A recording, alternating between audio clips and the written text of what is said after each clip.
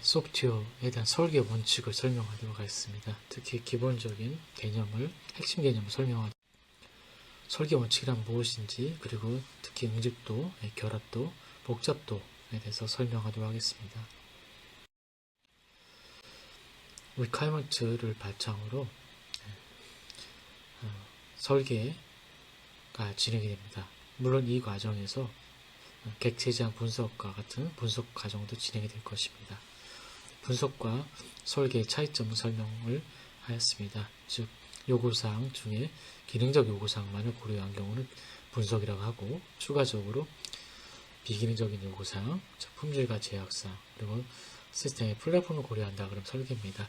같은 분석 과정이든 설계 과정이든 그 과정에서 클래스들이 식별이 되고, 그 식별된 클래스를 바탕으로 해서 소스 코드가 작성이 될 것입니다.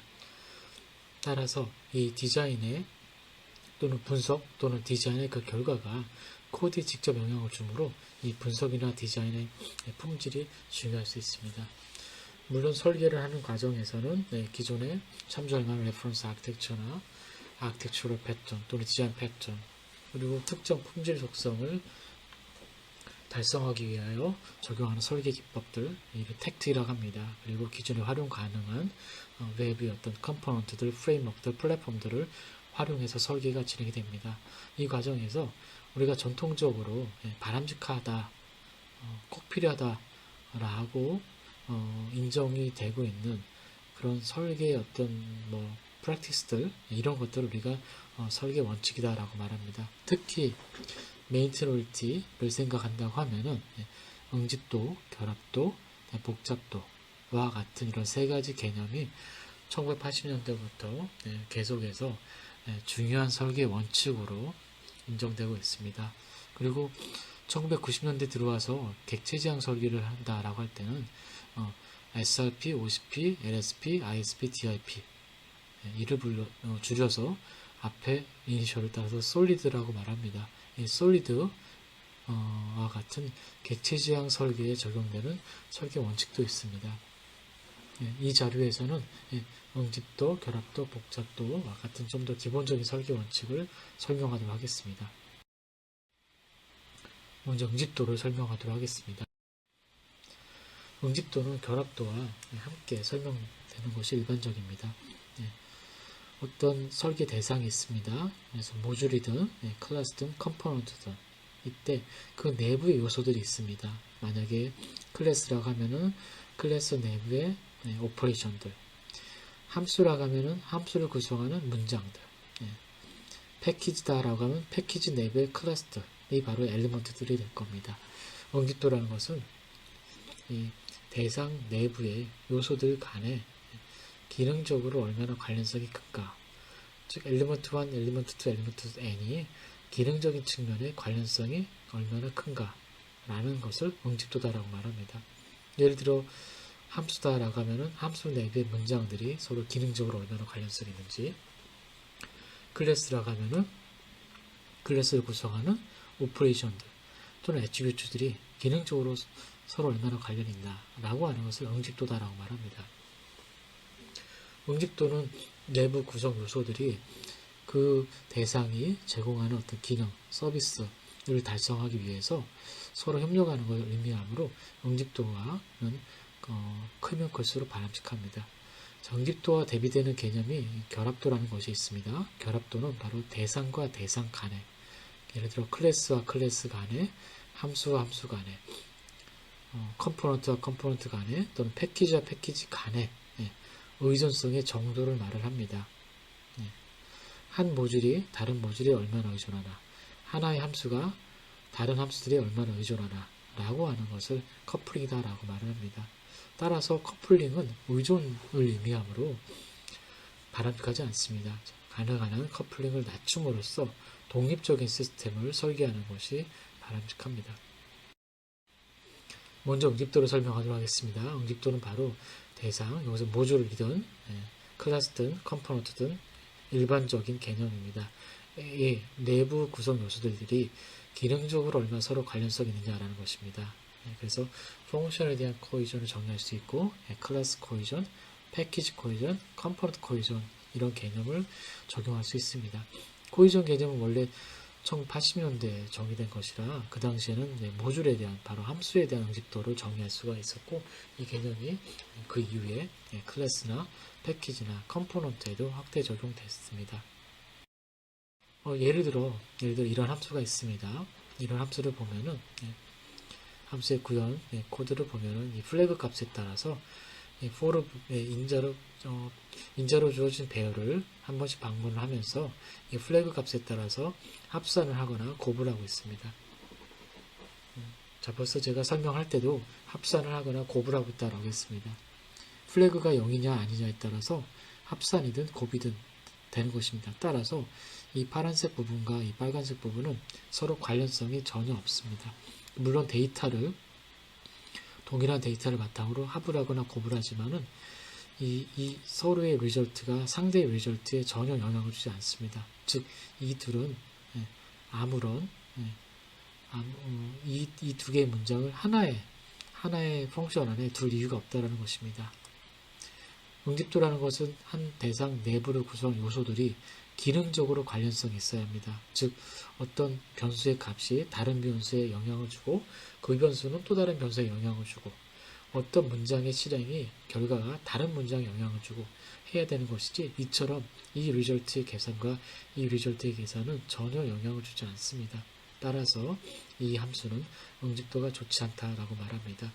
특히 이처럼 외부로부터 플래그를 받아서 이 플래그에 따라서 여러 기능 중에 하나가 선택적으로 수행되는 경우가 있는데 이런 경우는 우리가 로지컬 코이전을 가진다라고 말을 합니다. 응집도가 좋지 않은 함수는 당연히 유지보수성이 좋지 않습니다. 왜냐하면 응집도가 좋지 않다는 얘기는 그 안에 복수의 기능이 있다는 것이고 개발자 입장에서는 복수의 기능을 이해를 해야 되고 그 복수의 기능이 서로 얽혀 있습니다. 따라서 이해도 어렵고 수정하기도 어렵습니다. 하나의 기능을 변경하기 위한 코드 수정이 실수로 다른 기능에도 영향을 줄 위험이 있기 때문에 그렇습니다. 1980년대는 이런 함수에 대한 응집도를 여러 레벨로 분류를 하였습니다. 조금 전에 로지컬 코이전이다라고 얘기를 했습니다. 총 이처럼 7개의 레벨로 분류합니다. 펑셔널 코이전, 시퀀셜 코이전, 커뮤니케이션 코이전, 프로시저럴, 템포럴, 로지컬, 코인시덴탈 코이전이다라고 분류를 하고 상위의 3개 정도에 대해서는 이전 수준의 응집도를 가지는 함수는 모듈은 유지보수성이 괜찮다라고 말을 하고 하위 4개에 대해서는 유지보수성이 좋지 않다라고 말합니다. 따라서 하위 4개로 응집도를 가지는 모듈이나 함수에 대해서는 그 모듈인 함수를 분해를 함으로써 펑셔널, 시퀀셜 또는 커뮤니케이션 코이전이 가질 수 있도록 재구성을 하는 것이 필요합니다. 이런 응집도 개념을 클래스에도 적용을 할 수가 있습니다. 다이그램을 봤을 때 사람이 수업과 관계를 맺고 있는데 이때 이 사람의 개념이 모호합니다. 수업을 하는 사람일 수도 있고 수업을 듣는 사람일 수도 있고 그 말은 바로 사람은 교수나 학생의 역할을 다 한다는 것입니다. 따라서 하나의 클래스가 이 안에 교수의 기능도 있고 학생의 기능이 있기 때문에 이 사람 클래스는 응집도가 좋지 않음을 짐작할 수 있습니다. 이 다이어그램도 마찬가지입니다. 설령 멀티플 어소시에이션을 써서 교수의 역할, 학생의 역할을 명시를 했다 하더라도 결국은 사람이란 클래스는 교수의 역할과 학생의 역할을 다 하는 것입니다. 마찬가지로 이 사람 클래스도 응집도가 좋지 않습니다. 자, 직원 클래스가 이런 여러 애트리뷰트를 가지고 있는데 이름과 직급이나 사번은 직원 고유의 정보지만은 소속 부서 이름, 직원 부서장 이름은 소속 부서에 대한 정보고 사무실 주소나 사무실 근무 직원 수는 바로 사무실에 대한 정보입니다. 따라서 이 직원 클래스 안에 있는 이런 엘리먼트들이 설령 여기 오퍼레이션이 명시가 되지 않았지만은 이 애트리뷰트들의 역할을 짐작해 볼 때 위쪽에 3개, 아래쪽 3개, 그 아래 2개는 서로 성격이 다릅니다. 따라서 이 직원 클래스는 응집도가 좋지 않다라고 말할 수 있습니다. 도서정보 클래스도 마찬가지입니다. 이쪽에 3개의 애트리뷰트와 아래쪽 3개의 애트리뷰트를 보면은 아래쪽 3개는 물리적인 개별 도서들마다 가질 수 있는 속성이고 값이 변경될 수 있지만은 위쪽 3개는 도서 자체에 대한 정보이기 때문에 우리가 책을 도서관에서 언제 구매하든 그 책이 대출 가능하든 가능하지 않든 파손이 됐든 안 됐든 이 3가지는 변경되지 않습니다. 따라서 이 클래스도 도서 고유의 정보와 개별적인 물리적인 도서의 정보라는 성격이 다른 두 가지 정보를 갖고 있으므로 응집도가 좋지 않습니다. 마찬가지로 위쪽 3개, 아래쪽 3개를 분리할 필요가 있습니다.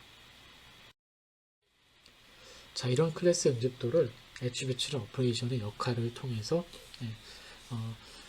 분석을 해서 응집도가 좋다, 안 좋다라고 판단하는 방법도 있지만은 이 클래스 응집도를 정량적으로 측정하는 이제 수식이 있을 수가 있습니다. 이를 매트릭이다라고 말합니다. 그래서 매트릭은 소스코드나 설계의 구조적 특성, 즉 응집도, 결합도, 복잡도 등의 그런 특성을 정량화할 수 있는 그 수식을 매트릭이다라고 말합니다. 예를 들어 클래스의 응집도를 측정하기 위한 매트릭으로 많이 알려진 것이 LCOM이라는 것입니다. 응집도가 얼마나 좋지 않은가라는 것을 나타내는 것입니다. 즉, 이 숫자의 값이 크면 클수록 응집도는 안 좋다라는 것입니다. 예를 들어 두 개의 다이어그램이 있습니다. 왼쪽과 오른쪽을 보면은 둘 다 사각형은 애트리뷰트를 뜻하고 밑에 동그라미 오퍼레이션입니다. 그리고 이런 오퍼레이션과 애트리뷰트의 실선의 관계는 이런 오퍼레이션이 애트리뷰트를 리드하든 또는 라이트하든 걸 의미합니다. 응집도라는 것은 대상 내부, 즉 클래스 내부의 요소들, 바로 이런 애트리뷰트랑 오퍼레이션이 기능적으로 서로 얼마나 관련이 있는가라는 것이니까 이처럼 오퍼레이션이 어떤 애트리뷰트를 리드하는지 라이트하는지를 기준으로 응집도를 측정하고자 한 것입니다. 자, 이 경우에 LCM이라고 하는 것은 이런 식으로 정의가 되고 있습니다. P라는 이 집합은 I라는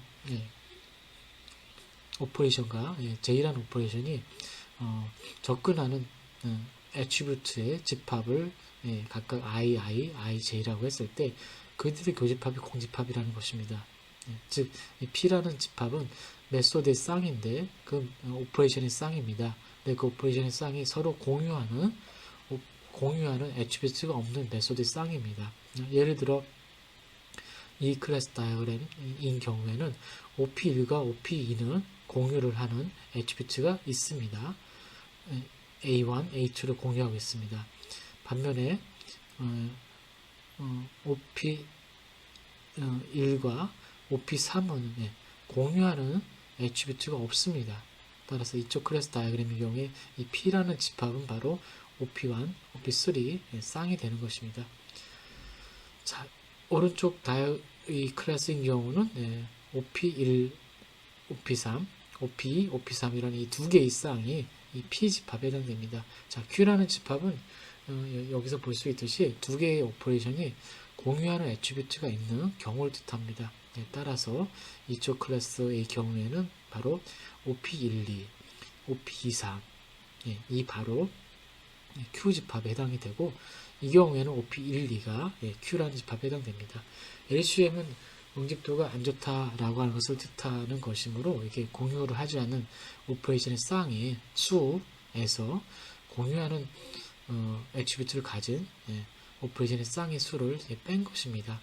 그래서 P 이런 집합의 크기가 크면 클수록 응집도가 안 좋다라고 말할 수 있습니다. 예를 들어 이 경우에는 공유하지 않는 오퍼레이션의 쌍은 1, 3, 2, 3 두 개가 되고 공유하는 변수가 있는 오퍼레이션 쌍은 1, 2 하나가 되는 것입니다. 따라서 이 경우에는 LCM의 값은 1이다 라고 합니다. 만약에 P보다 Q의 값이 크다 또는 같다 라고 하면은 그때는 0을 부여합니다. 따라서 이 경우에는 바로 공유하지 않는 거는 1, 3 하나밖에 없지만 공유하는 것이 1, 2, 2, 3 두 개가 있으므로 여기의 응집도는 0이다 라고 말합니다. 자, 직관적으로 봤을 때도 왼쪽의 클래스에 비해서 우측의 클래스는 분할이 됐습니다. 분할이 되어 있는 상황입니다. 따라서 직관적으로 봤을 때 오른쪽이 더 응집도가 안 좋다라고 우리가 평가를 하는 것이 바람직하고 이 LCM은 바로 실제로 좌측에 비해서 우측의 LCM 값이 크므로 1이라는 값이 0보다 큽니다. 그러므로 실제 우리가 직관적인 응집도에 대한 평가를 할 수 있다라고 말할 수 있습니다. 자, 근데 이런 LCM은 단점이 있습니다. 최대값이 정의가 안 되고 있습니다. 즉, 이 메소드의 쌍의 수에 비례해서 LCM 값은 계속 커질 수가 있습니다. 그래서 이렇게 최대값을 정의하기 어렵기 때문에 클래스 간의 비교가 어렵습니다. 그래서 LCM을 좀 개선한 변형한 여러 매트릭들이 있습니다. 예를 들어 이 첫 번째 버전은 0과 1 사이의 값을 가질 수 있도록 정의를 했고, 이 두 번째 버전은 0과 2 사이의 값을 가지도록 한 것입니다. 동일한 두 개의 클래스에 대해서 LCM, LCM HS라는 것을 적용했을 때는 이처럼 계산이 될 수가 있고, 이 0과 1 사이의 범위를 가지는 경우와 그다음에 0과 2 사이의 범위를 가지는 경우 모두 다 오른쪽이 더 큰 값, 즉 응집도가 나쁜 값을 가지도록 수치가 정의가 되고 있습니다. 응집도에 대한 계산을 해주는 자동화된 도구들이 있습니다. 그런 도구들이 LCM을 계산해 준다라고 하는데, 그때 그 LCM의 정의가 초기 버전처럼 최대값이 없는 경우를인지, 아니면 이처럼 0과 1 사이의 값인지, 아니면 0과 2 사이의 값인지, 이 어떤 것을 뜻하는지 명확하게 이해를 하고 그 값을 해석을 하는 것이 필요합니다. 안타깝게도 설령 0과 1 사이나 또는 0과 2 사이다라고 하더라도 도대체 얼마 정도의 값보다 크면 응집도가 안 좋기 때문에 클래스를 분할해야 된다라고 하는 것은 기준 없습니다. 예를 들어 0과 1 사이니까 0.5보다 크면은 안 좋다. 그러므로 0.5보다 큰 클래스에 대해서는 클래스를 분할해라 라고 할 수 있는 그런 절대적인 수치는 없습니다. 자, 결합도를 설명하도록 하겠습니다. 결합도라는 것은 시스템을 구성하는 요소들, 펑션 간에, 모듈 간에, 컴포넌트 간에, 클래스 간에, 패키지 간에 의존성의 정도입니다. 이 그림은 매우 복잡해 보이는데 잘 안 보이지만 작은 점 하나하나들이 있습니다. 이런 것들이 어떤 파일 하나를 뜻하는 것이고, 그 점과 점 사이 이런 곡선들, 선들은 파일과 파일 간의 의존성입니다. 예를 들어서 소스 파일 A가 소스 파일 B를 인클루드 한다라고 하는 경우에 이런 실선을 그리는 것입니다. 자, 이 그림에서 알 수 있듯이 어떤 시스템이 이런 식으로 그 파일 간의 의존성 관계가 표현된다고 하면은 너무나 복잡해서 이해 그리고 유지 보수가 어렵습니다. 여기 이런 쪽에 있는 클래스를 소스를 이해하려고 하면은 이 클래스가 이용하는 모든 다른 클래스들에 대한 이해가 필요할 수도 있고, 그들의 변경이 이 클래스에 영향을 줄 수 있기 때문에 바람직하지 않습니다. 그래서 이 커플링이 큰 시스템인 경우는 이해도 어렵고 유지 보수가 어렵습니다. 따라서 커플링은 최대한 낮출 수 있도록 노력을 해야 되고, 방법은 불필요한 관계, 사용을 하지 않아도 되는 클래스, 사용하지 않아도 되는 함수 등에 대한 관계를 없애는 것이 좋고, 당연히 불가피하다라고 하는 경우는 최대한 관계의 수를 줄이는 것이 필요할 수 있습니다. 예를 들어 1980년대에는 fan-in, fan-out이라는 용어를 사용을 했습니다. 예를 들어 이 그림에서 이 사각형들은 함수 하나하나를 의미합니다. 그래서 메인 함수가 이런 함수들을 호출하는 것입니다. get rectarial가 이런 함수를 호출하는 것이고, get width나 get height는 ABS를 호출하는 것입니다. 이 모듈에 뜻하는 사각형의 세로로 두 개를 그린 것은 predefined 모듈을 뜻하는 것입니다. 즉 개발자가 정의하는 것이 아니라 라이브러리에 있는 함수다라는 것이고, 이렇게 룹 모양이 있는 경우는 이게 반복적으로 호출한다는 것이고, 다이아몬드 모양이 있는 경우는 if문이나 스위치문에 의해서 이런 함수들이 선택적으로 출된다는 것을 의미합니다. 자, 이런 시스템의 구조를 가질 때 fan-out이라는 것은 어떤 모듈이 호출하는 다른 모듈입니다. 예를 들어 get rectarial의 fan-out은 2가 되는 것입니다. get width의 fan-out은 1이 되는 것입니다. 반대로 fan-in이라는 것은 in이기 때문에 자신을 호출하는 모듈의 수입니다. 즉 ABS의 fan-in은 2가 되는 것이고, get width의 fan-in은 1이 되는 것입니다. 각 함수마다 또는 각 모듈마다 이렇게 자기 자신을 호출하는 다른 모듈이나 함수의 수를 fan-in이라고 하고, 자신이 호출하는 모듈이나 함수의 수를 fan-out이라고 합니다. 보통 커플링이다라고 하면은 특별한 언급이 없을 때는 fan-out을 의미합니다. 즉 내가 얼마나 많은 모듈에 함수에 의존을 하는가라는 걸 나타냅니다. 내가 이용하는 모듈이나 함수의 수가 많으면 많을수록 나는 그들에 의존하기 때문입니다. 객체지향 클래스에 와서는 이런 커플링 개념이 확장이 됐고, 두 가지 레벨로 커플링을 정의할 수가 있습니다. 예를 들어 RFC라고 하는 것은 메소드 콜 기준으로 이 커플링을 정의할 수가 있습니다. 어떤 클래스의 RFC다라고 하면은 이 클래스가 자기 자신이 정의한 그런 오퍼레이션의 수와 그리고 자신이 갖고 있는 메소드를 통해서 오퍼레이션을 통해서 호출되는 호출되는 다른 클래스에 있는 그 메소드 수를 합을 해서 RFC다라고 말합니다. 즉 RFC는 함수 수준의 팬아웃을 말을 하는 것인데, 차이점은 이것은 순수하게 기존에 생각하는 팬아웃에 해당이 되고, 이 부분은 클래스 자신이 가지고 있는 메소드 오퍼레이션 수에 해당됩니다. 그래서 이 두 개를 합쳐서 RFC라고 말을 합니다. 자, CBO는 클래스의 수의 관점입니다. 즉 자신이 이용하는 클래스의 수, 바로 이제 클래스 수준의 팬아웃입니다. 그리고 자신을 이용하는 또 다른 클래스의 수, 클래스 레벨의 팬이 됩니다. 이를 합을 해서 CBO다라고 말합니다.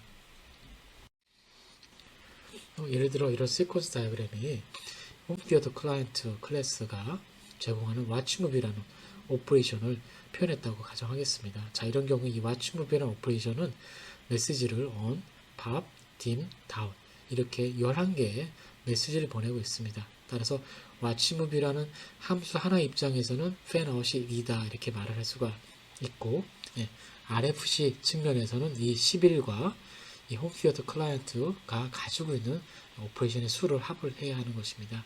자, 그리고 CBO는 자신을 이용하는 클래스의 수, 바로 팬인입니다. 그리고 자신이 이용하는 클래스의 수인데, 이 시퀀스 다이어그램 상에서는 홈티어터 클라이언트를 누군가 이용하는지 명시가 안 되어 있으므로 이 클래스 팬은 제로라고 간주했을 때 CBO는 바로 이 홈티어터 클라이언트가 메시지를 보내는 클래스의 수, 바로 이제 6개가 되는 것입니다.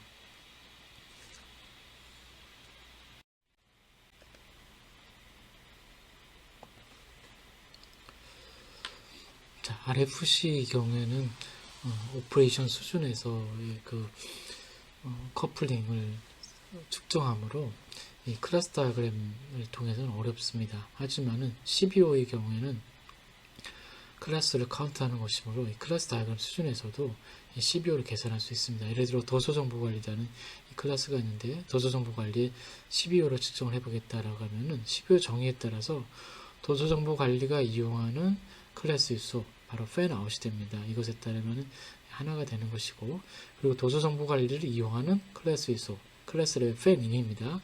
1개, 2개, 3개, 4개 이렇게 되는 것입니다. 따라서 이 클래스 다이어그램만을 봐서도 이 CBO는 어떤 클래스와 관련이 있는 이런 어소시에이션 디펜던시 수를 그대로 카운트, 패키지 간의 커플링도 정의를 할 수가 있습니다. 어떤 사람은 패키지 간의 커플링을 정의하면서 efferent coupling, afferent coupling이라는 용어를 썼습니다. 그래서 efferent coupling은 팬아웃에 해당이 됩니다. 즉 자신의 패키지에 정의된 클래스가 의존을 하는 또 다른 패키지에 있는 클래스 수를 의미하고, afferent coupling은 팬인입니다. 즉 자신의 클래스에 포함된 클래스를 자신 패키지에 포함된 클래스를 이용하는, 거기에 의존하는 다른 패키지의 클래스 수를 말합니다. 예를 들어 이 P2라는 패키지 입장에서 보면은 P2 패키지의 efferent coupling, 팬아웃을 계산을 해보면은 P2 패키지에 있는 클래스가 이용하는 다른 패키지에 있는 클래스는 하나입니다. 따라서 1이 되는 것이고, P2 패키지 어프렌트 커플링 생각하면은 P2 패키지 있는 클래스를 이용하는 다른 패키지에 있는 클래스 수는 2개가 돼서 2의 값이 됩니다. 자, 이런 식으로 패키지 간의 커플링도 측정을 할 수가 있습니다. 자, 복잡도를 설명을 하도록 하겠습니다. 보통 복잡도는 하나의 함수 또는 하나의 클래스가 가지는 복잡도를 말하고, 전통적으로 과거에 1980년대 함수별 복잡도를 측정하기 위해서 제시된 가장 전형적인 복잡도 매트릭이 있습니다. 사이클메틱 컴플렉스다 라고 말을 하며 순환 복잡도 이렇게 번역을 하기도 합니다. 우리가 어떤 소스 코드가 주어졌을 때 그 소스 코드의 그 함수의 복잡도는 함수의 스테이트먼트가 많다라고 하는 것이 아니라 이처럼 if문이나 for문 같은 것을 통해서 실행에 분기가 유발이 되는 경우 복잡하다라고 말할 수 있습니다. 설령 10개 문장이라 하더라도 시퀀셜하게 수행되는 경우가 있을 수 있지만은 이처럼 문장 개수는 작지만은 if문이 있다라고 하면은 true인 경우, false인 경우를 각각 구분해서 이해를 해야 됩니다. 그래서 이러한 분기가 바로 복잡도에 영향을 준다라고 생각을 하고 이 사이클로매틱 컴플렉스에서는 분기를 유발하는 문장, 그걸 디시전이라고 합니다. 디시전의 수를 세서 이를 바탕으로 사이클로매틱 컴플렉스를 말합니다. 즉 분기를 유발하는 if문 또는 for문, while문, do문 이 개수를 세서 플러스 1을 하는 것입니다. 그러니까 기본값은 CC값은 1이 되는 것입니다. 그러니까 시퀀셜한 문장이다 라고 하면은 그 CC는 1이 되는 것이고 이처럼 이 부분이 하나가 있으면은 이 펑션 안에 순환 복잡도는 2가 되는 것이고 펑션 2인 경우는 form은 하나, 이 부분 두 개가 있습니다. 따라서 디시전 자체는 3이 되는 것이고 플러스 1을 함으로 이제 4의 순환 복잡도를 가지게 됩니다. 이런 코드를 보면은 턴온원이라는 함수가 있습니다. 이 부문 하나, 이 부문 또 하나, 이 부문 또 하나. 그렇기 때문에 이 함수의 시스 값은 4다 이렇게 말할 수 있습니다.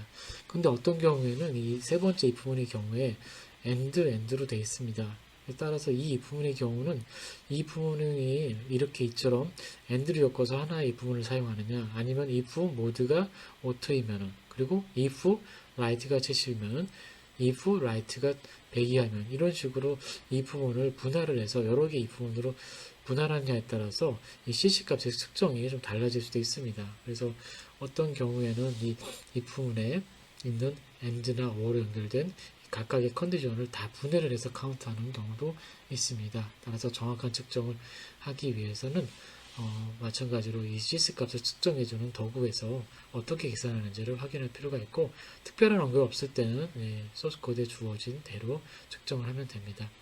우리가 순서도를 만약에 함수에 대해서 작성한다라고 했을 때 우리가 보통 이런 if문이나 while문, do문 같은 것을 우리가 decision으로 이렇게 다이아몬드로 표시합니다. 그래서 이 다이아몬드 개수를 세고 플러스 1을 하면은 CC값이 됩니다.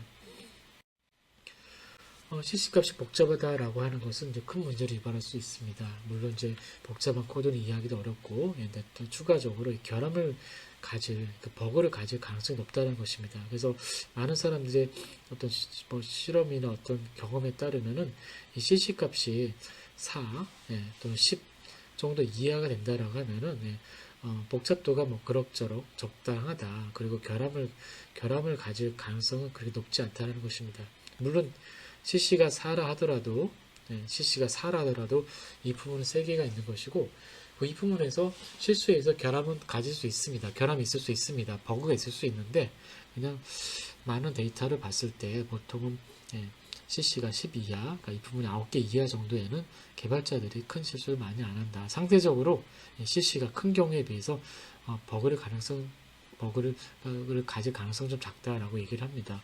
그리고 이처럼 버그 그 CC 값이 막 20, 심지어 50, 그 이상이 되는 경우는 그 함수에는 그 함수가 결함을 가질 가능성은 매우 크다라고 말을 합니다. 그래서 굉장히 시스템의 신뢰도가 중요한 그런 시스템들, 예를 들어 자동차나 무기나 의료나 이런 쪽의 시스템에서는 이 함수 하나의 복잡도 CC를 측정을 해서 그 값이 10, 15 정도의 이하가 돼야 된다라고 요구를 하기도 합니다. 그런 것들 자체가 바로 요구사항의 일종으로 제약사항에 해당됩니다.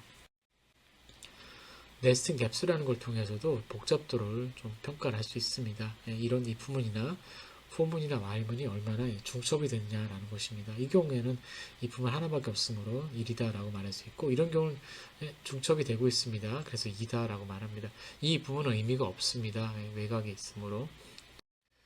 자, execution pass라는 개념이 있습니다. if문이 있으면은 if문에 따라서 true인 경우, false인 경우 두 가지 경우가 존재합니다.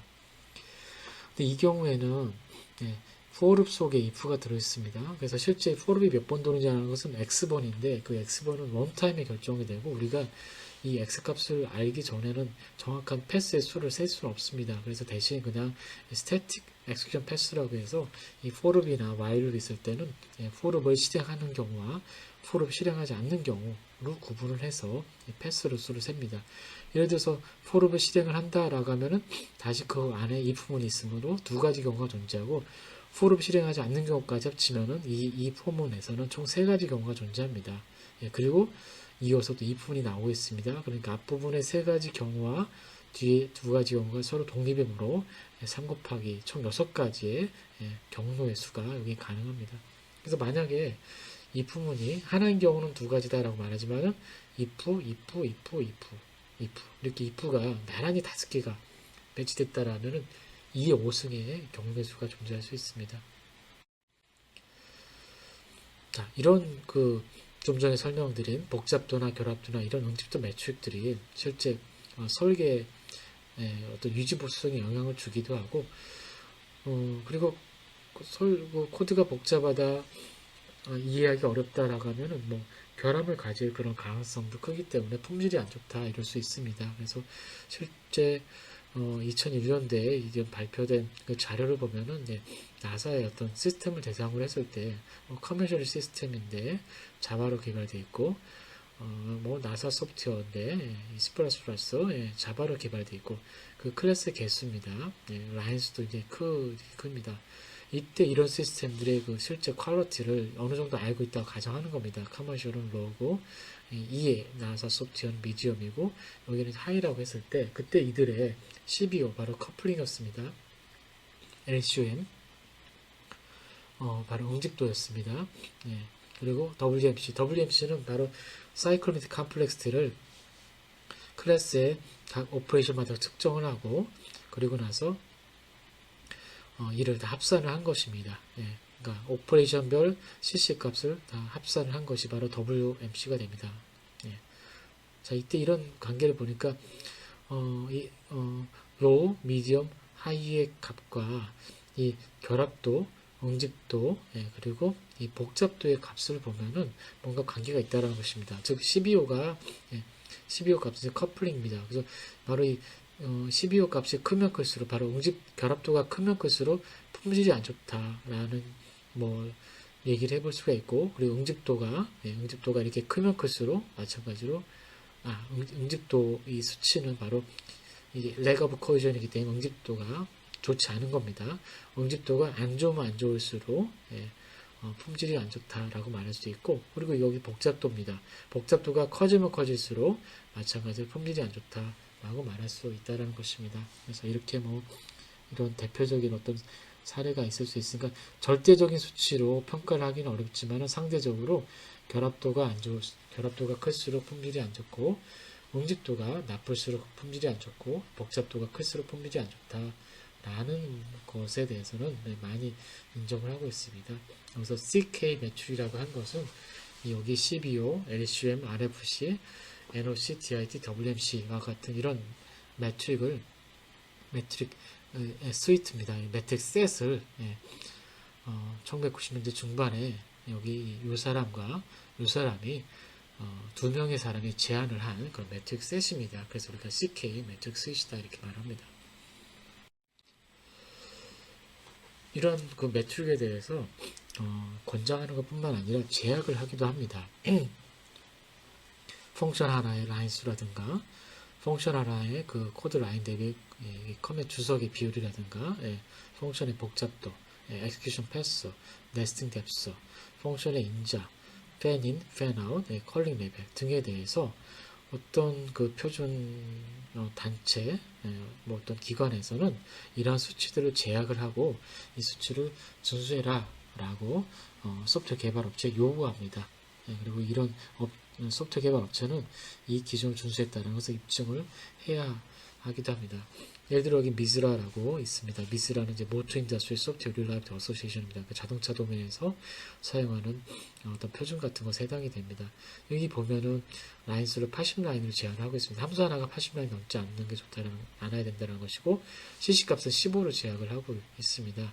엑스큐션 패스는 75로 제약을 하고 있습니다. 국내 무기체계 소프트웨어 지침에 따르면은 방사청 또는 군 ADD에서 관련된 그런 소프트웨어를 만든다라고 하면은 이 기준을 충족을 해야 합니다. 그리고 JPR, JSF도 있고 자동차 도면에서 실제로 HIS도 많이 사용을 하고 있습니다. 그래서 함수의 길이, CC 값, 네스팅 뎁슨 인자소 페이닝 아웃에서도 이러한 수치들이 요구가 되고 있습니다. 그래서 작성한 코드가 이런 수치를 위반한다라고 하면 이런 수치가 충족될 수 있도록 코드를 개선을 합니다. 뭐 그런 개선 과정을 리팩토링이다라고 말합니다.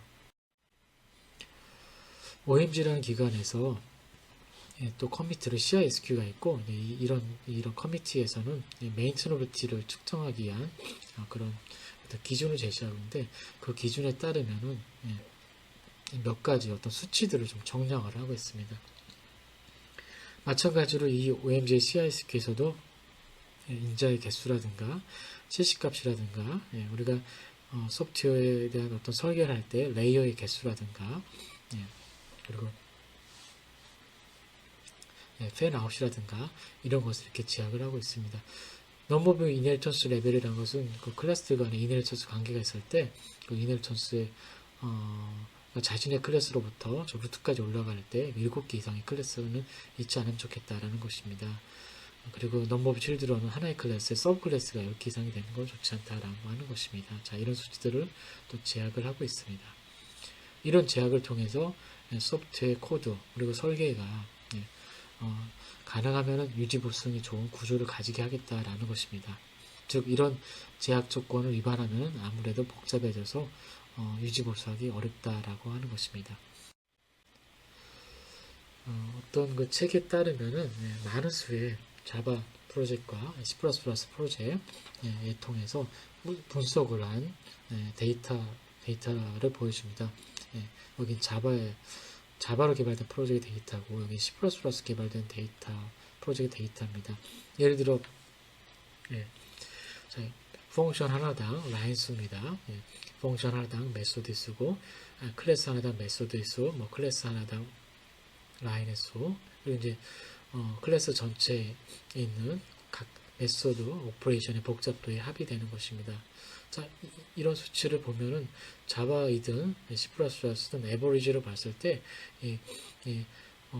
라인수가 굉장히 작습니다. 10라인, 여기서 10라인 정도 됩니다. 조금 전에는 뭐 50라인, 60라인도 허용이 되지만은 실제 물론 도면마다 다르긴 하지만은 이런 많은 이런 시스템들 여러 다양한 도메인의 어떤 실제 코드를 봤을 때는 이 펑션 하나의 라인 수가 10라인 내외밖에 되지 않습니다. 그리고 클래스 하나에 있는 메소드 수도 10개가 되지 않습니다. 그리고 CC값도 클래스 전체의 CC값도 이렇게 작고 오퍼레이션 하나당 호출하는 함수 수도 2, 3 정도가 됩니다. 자, 그래서 이런 것을 보면은 어떻게 보면 좋은 구조를 가짐으로써 유지보수성을 높이겠다라고 하면은 작은 규모로 작은 복잡도를 가지도록 설계하는 것이 필요하다라고 말할 수 있습니다. 자, 조금 전에 설명된 모든 매트릭들은 아니지만은 이런 매트릭들을 측정하는 도구들이 있고 상용 도구들도 많이 있지만은 이 도구는 이제 이클립스의 플러그인으로 제공되는 무료 도구입니다. 그래서 이 도구를 이클립스를 통해서 설치를 하면은 이러한 여러 매트릭들을 계산을 할 수가 있습니다. 어페런트 커플링, 인페런트 커플링, 사이클릭 컴플렉스도 가능하고 여기 LCOM이 있습니다. 이 LCOM의 초기 버전에 최대값이 없는 것인지 아니면 0과 1 사이의 범위인지 0과 2 사이의 것인지는 매뉴얼을 볼 필요가 있습니다.